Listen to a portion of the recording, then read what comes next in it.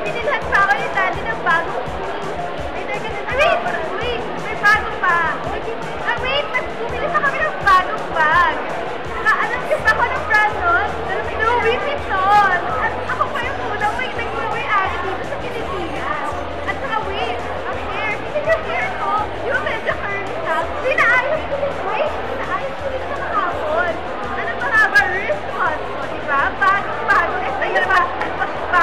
Ito ba? Bago ba? May brand ba yan? Oh.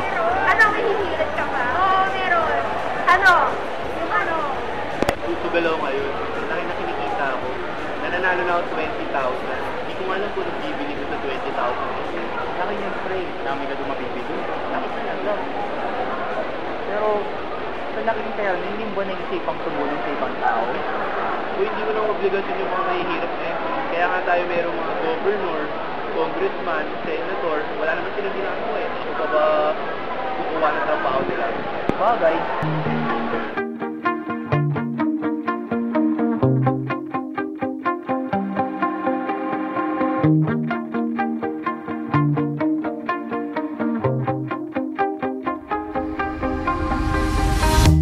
You shot it out, but I can't hear a word you say.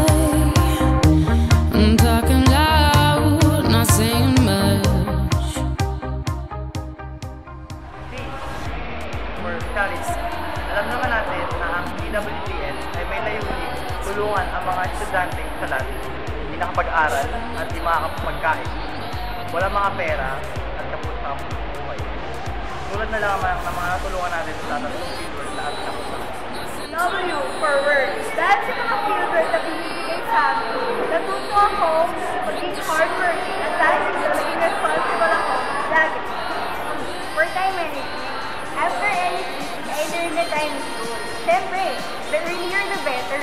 Kaya para more productivity, mas maaga tayo. Huwag mo rin pag-test. So, sa mga kapatamanan ko, sa mga kapatpalad, dahil sa PWTN. So, totoo lang, hindi naman masamang maging sa kanila.